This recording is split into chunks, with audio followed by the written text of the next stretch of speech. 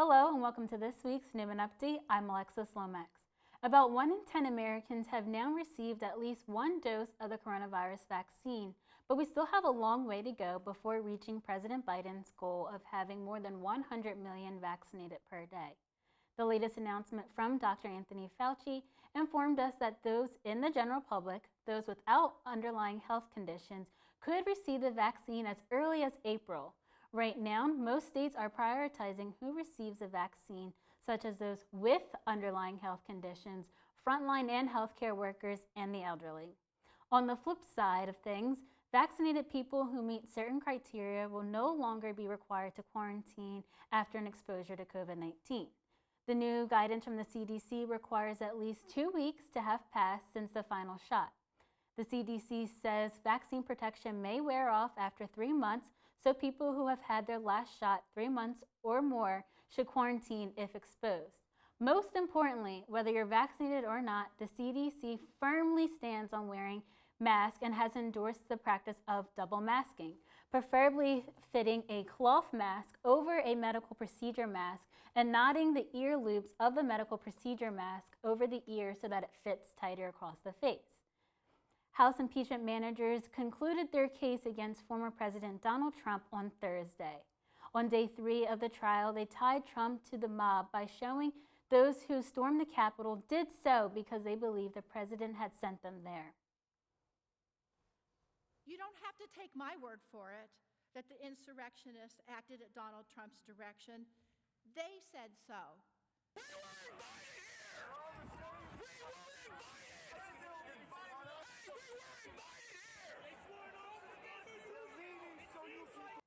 The managers showed several examples of rioters shouting Trump's name and proclaiming they were doing his bidding. To follow, they then showed how Trump offered support for the mob and demonstrated no remorse for the role he played in inciting their anger. Starting today, Trump's legal team will be making their counter-arguments proving that Donald Trump did not incite the riot at the Capitol on January 6th. Despite any counter-arguments made by Trump's attorneys, Democrats believe they have proved an overwhelming evidence of Trump's connection to the crime and warn that it's incumbent upon these jurors to hold him accountable because of what might happen in the future. Here at Neumann, we've been doing everything possible to keep our community safe while on campus.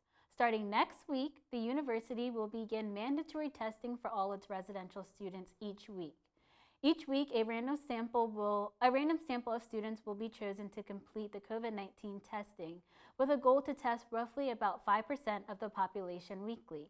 Testing will include winter and spring athletes, despite the teams already having testing dates throughout their season. The test will also be free for all students and will be done in a rapid testing format, thanks to our partnership with Flowmetrics, who help test all resident students in the beginning of the semester. Students, once you receive an email from covid@neumann.edu, it's crucial to read the email thoroughly as it outlines testing instructions. So with all the snow and ice outside, could it be a sign that we'll actually see we'll see some action actually on the ice? Rhea, tell us what's up for our Neumann sports teams.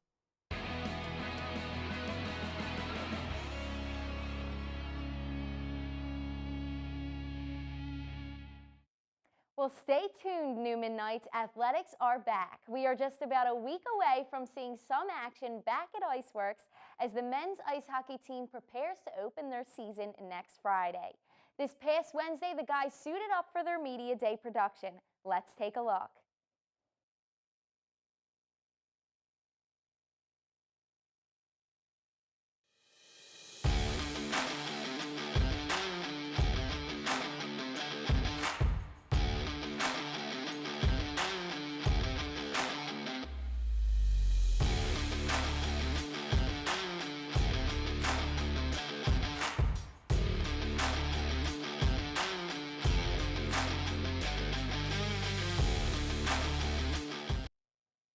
The women's ice hockey team will also be opening up their season against Lebanon Valley College on February 19th. As the Eagles' offseason persists on, the biggest issue all fans are wavering is the Carson Wentz trade potential. The timing is harder to predict than the outcome, and Eagles officials say the trade could happen any day now. The Bears and the Colts seem to be the top contenders in the market for Wentz right now. However, the only thing the Eagles are anticipating at this point is some hole-filling compensation to come away with out of making the trade. Howie Roseman is pretty good at drumming up a market, and this is a perfect chance to do it again. On Friday and Saturday, there seemed to be some major momentum building for the trade, but since then, things have seemingly slowed down considerably. A waiting game that has every Eagles fan on the edge of their seat, as this move could potentially make or break the future of the organization. The equipment trucks have arrived in Clearwater, Florida on Thursday. The Phillies are setting the stage to open spring training next week. It looks like this year's camp will be a competition for who gets the center field position. Center field seems to be the prime spot where there will be an all-out battle for playing time with eligible contenders such as Roman Quinn, Adam Hazley, Scott Kingery, and possibly a fourth entrant. The one player who we know will be working extremely hard to lock down that position is 26-year-old Scott Kingery, who received a 6-year, $24 million contract from the Phillies in spring training of 2018, before ever playing a game in the majors.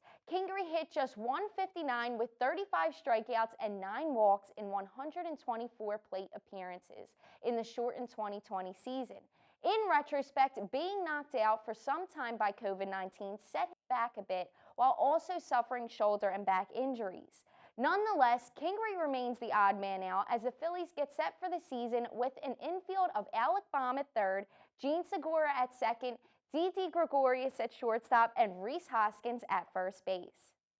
With all hockey operations coming to a halt in the past week due to COVID-19 protocol, the Flyers are in for a great test of both mental and physical fortitude. The Flyers have now added Jacob Voracek and Morgan Frost to the NHL's COVID protocol list on Thursday. The team's game on Sunday against the Rangers at Madison Square Garden has since been postponed. This decision was made by the NHL in regards to a health and safety standpoint, as well as from a logistical standpoint with the Flyers' schedule. While the smallest amount of time without hockey seems to be the longest time for everyone involved, it is safe to say the league is prioritizing their efforts to get smarter at handling COVID and preserving not only this season, but the next. The Flyers' next scheduled game is February 18th against the Rangers back at the Wells Fargo Center.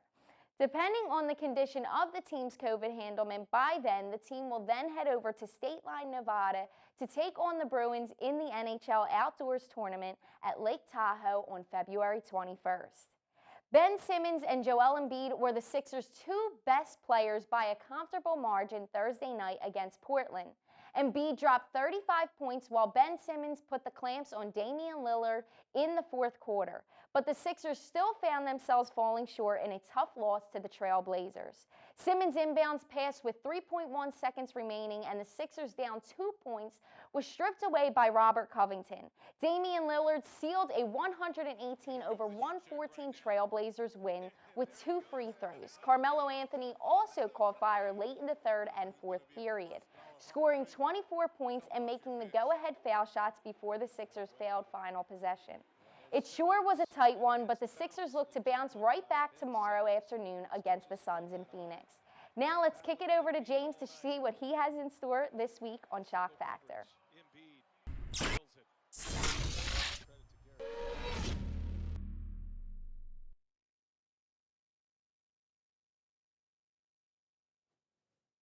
Well, a 28-year-old man with blue eyes and denim overalls welding a kitchen knife was on the loose.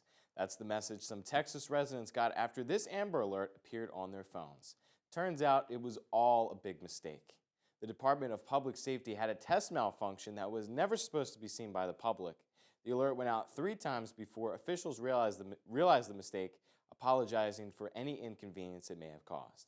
While Chucky may not be terrorizing the streets of Texas just yet, his new show on Sci-Fi is expected to air sometime this year after being delayed to the global-wide pandemic.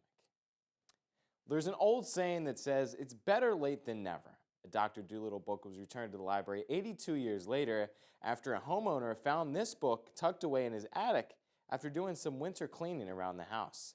The book was checked out back when it was trending in 1939. The current homeowner says that the woman who owned the house previously must have been the person who checked out the book, as her family lived there for almost a century. The Cape Breton Regional Library surprisingly never charged late fees for overdue children's books, but didn't mind crunching the numbers with the fees being close to $3,000. Wow. The small book does have a big story, though. In 1959, the library burned down, destroying almost all its books. Had the book been returned, it most likely would have been lost in that fire. The librarians hope to get in contact with the family of the woman to get her reaction to the story. Well, it's not hard to realize the voice of Alex Trebek, one of the most iconic game show hosts of all time. For over 40 years, Trebek hosted over 7,500 episodes of Jeopardy! And was nominated for 34 daytime Emmys before passing away with a battle with pancreatic cancer. Alex's legacy is still living on through his request to, quote, open up the hands and hearts to those who are suffering, which Alex said during his last day on set. Honoring his request, his family has donated hundreds of items from Trebek's wardrobe to the Doe Fund, an organization that provides paid work, housing, vocational training, continuing education, and comprehensive social services to underserved Americans with histories of addiction, homelessness, and incarceration. The items will be given to the organization's re-entry program, ready, willing, and able to be worn during job interviews. In a statement, Harriet McDonald, president of the Doe Fund, said, the men in our career training programs are always in need of professional attire so they can shine in their job interviews and work with confidence once they're hired. This donation alleviates the obstacle of not having appropriate clothing. What social networking company will Microsoft be teaming up with? Here's the story, only on Tech Talk.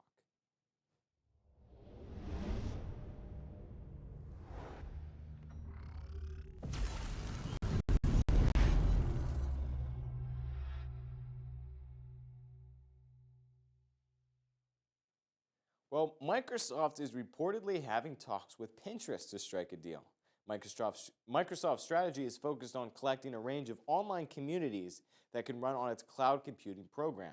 Pinterest has hinted in the past that it wants to remain independent, but if Microsoft buys out the social media platform valued at $51 billion, that's with a B, it will be the company's largest deal to date. With over 450 million users around the globe, Pinterest has made $706 million just in the fourth quarter of 2020, beating analysis estimates by a whopping $58 million. Now, let's go over to Rhea with the latest weather forecast. More wintry weather is headed our way, especially in time for Valentine's Day. It could get icy around here, so make sure you hold on tight to your partner. We are looking at temperatures that are just falling over the weekend, starting tonight with a low of 22. Tomorrow the high comes at just 30 degrees with a possibility of some sleet and black ice, so be careful, particularly at night and into Sunday morning, although the temperature will rise to 39. Monday for President's Day, there's a chance we may see some flurries with another temperature drop at 33. Tuesday, the temperature stays consistent and the rain may turn into snow. Wednesday comes chilly at 34 degrees and partly cloudy skies. So bundle up and wear a scarf if you're heading out to celebrate your Valentine this weekend. Well, Lex, are you heading out this weekend? Not sure yet, but if I do, I'm going to need hat, gloves, scarf, all that. Oh, yeah. That's all we have for this week's Neumann Update. On behalf of myself and the entire Update team, have a great weekend.